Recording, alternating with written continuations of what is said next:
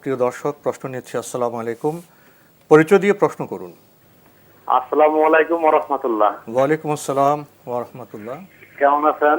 আলহামদুলিল্লাহ। আমি অকটেক্স থেকে বলতেছি, জিরানি বাজার। জি বলুন। আচ্ছা, আমাদের বাড়িতে যে মা বোন আছে, সামনে তো মাহে রমজান আসতেছে। জি এই ক্ষেত্রে হচ্ছে ওনারা কি আগের থেকে কোনো ওষুধপত্র খায়া যাতে রমজান মাস অবস্থায় ওনাদের ঋতুস্রাবটা না হয়, এটা বন্ধ করে কি রোজা সম্পূর্ণ রোজা রাখতে পারবে কিনা, এই বিষয়ে কোনো গুনাহ হবে কিনা, কিংবা রোজা রাখলে কোনো সওয়াব হবে কিনা? জি।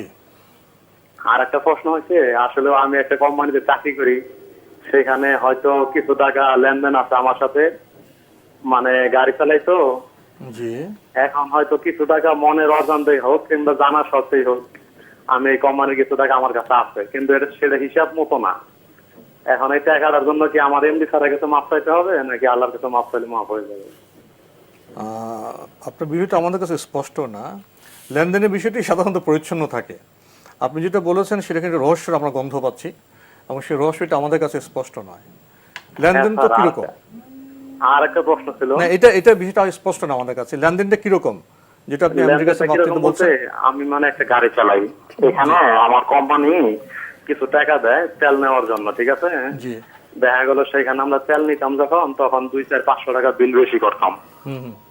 মানে যদি 3,000 টাকা লাগতো, 3500 টাকা বিল করতাম, 500 টাকা আমরা খরচ হিসাবে কোম্পানি থেকে নিতাম, কিন্তু সেটা কোম্পানির অজান্তে নিতাম আমরা। এখন সেই জন্য এবার বোঝা গেছে। হবে। এবার বোঝা গেছে। আপনার আর কোনো প্রশ্ন আছে? স্যার, আর কোনো প্রশ্ন আছে? হ্যাঁ, আরেকটা প্রশ্ন আছে। জি। সেটা হচ্ছে যে আমরা নামাজ আসলে সালাতে হাতটা কোথায় বাঁধবো, যদি একটু প্র্যাকটিক্যালি ভাবে স্যার দেখা যেত, সাইফুল্লাহ স্যার, তাহলে আর কি সবাই দেখতে পারতো, সবাই জি জি, ধন্যবাদ। আপনাকে খুব সুন্দর প্রশ্ন করেছেন। প্রথম প্রশ্ন, সামনে রমজান আসছেন, মা বোনরা যদি ওষুধ খেয়ে পিরিয়ড বন্ধের ব্যবস্থা নেন, তাহলে সেই রোজা হবে কিনা? প্রথম কথা হচ্ছে, সিয়াম হয়ে যাবে কোনো সন্দেহ নেই, এবং সিয়ামের ফজিলত থেকে তিনি মাহরুম হবেন না। মানে সিয়ামের যে ফজিলত বা মর্যাদা আছে, এখান থেকে মাহরুম হবেন না। আর এই কাজটি করা তার জন্য জায়েজ। এ বিষয়ে এই যুগের মুজতাহিদ ওলামায়ে কেরাম যারা আছেন সবাই ফতোয়া দিয়েছেন, এই কাজটি তার জন্য করা জায়েজ রয়েছে। বাকি শেখ মোহাম্মদ সাল্লাহ সাবিন রহমতুল্লাহ আলাইহি সহ একদল ওলামায়ে কেরাম এই কথা বলেছেন যে উত্তম হচ্ছে এটাকে স্বাভাবিক অবস্থায় ছেড়ে দেয়া, যেহেতু আল্লাহ সুবহানাহু ওয়া তাআলা মানে বান্দাদের জন্য এটাকে রুখসত দিয়েছেন, বিধান দিয়েছেন, সুনির্দিষ্ট বিধান রাসূলুল্লাহ সাল্লাল্লাহু আলাইহি ওয়াসাল্লাম জানিয়ে দিয়েছেন। তাই এই ক্ষেত্রে মানে আমরা নিজেরা এটাকে মানে কন্ট্রোল করা অথবা এর উপর নিয়ন্ত্রণ নেওয়া, এটা শারীরিকভাবে ক্ষতির কারণ হয়। এটা প্রকৃতিসম্মত না। এটা হ্যাঁ, মানে প্রাকৃতিক যেই পদ্ধতি, সেই পদ্ধতির উপর একটা বড় ধরনের বাধা সৃষ্টি করা হয়ে থাকে। সেক্ষেত্রে মানে পরবর্তী সময় দেখা যায় যে মিন্স এবং পিরিয়ডটা এলোমেলো হয়ে যায়, ক্ষতি হয়, এবং ওষুধের কারণে নিজেদের অন্যান্য ক্ষতি হতে পারে। এজন্য যেহেতু ক্ষতির বিষয়টি এখানে রয়েছে, উত্তম হচ্ছে এটাকে পরিহার করা, এটা না করা। কারণ আল্লাহ রাব্বুল আলামিন যখন মানে অনুমতি দিয়ে দিয়েছেন, বিধান দিয়েছেন, এবং এই রুখসত গ্রহণ করাটাও একটা সওয়াবের কাজ। এই রুখসত গ্রহণ করাটা একটা স্বাভাবিক কাজ। হয়তো আমাদের মা বোন যারা আছেন তারা মনে করতেছেন যে না, মানে আমি আল্লাহ তাআলার ইবাদত করব, সিয়াম পালন করব, সিয়ামের জন্য আমি এই কাজটা করি না। সিয়ামের জন্য যেহেতু আল্লাহ সুবহানাহু ওয়া তাআলা ছেড়ে দিয়েছেন, সুতরাং আপনি আল্লাহ রাব্বুল আলামিনের এই ছেড়ে দেওয়ার উপর নির্ভর করতে পারেন, এবং এটা আপনার জন্য জায়েজ রয়েছে। এটি করাটাই হচ্ছে মানে আপনার উত্তম, যে আপনি কী করবেন, যে অবস্থা আছে সে অবস্থায় ছেড়ে দিবেন। তো কিন্তু কোনো কারণে যদি কেউ ওষুধের মানে দ্বারস্থ নেন, তাহলে এটি হারাম নয়, এতে সিয়াম নষ্ট হবে না বা গুনাহগার হবেন না।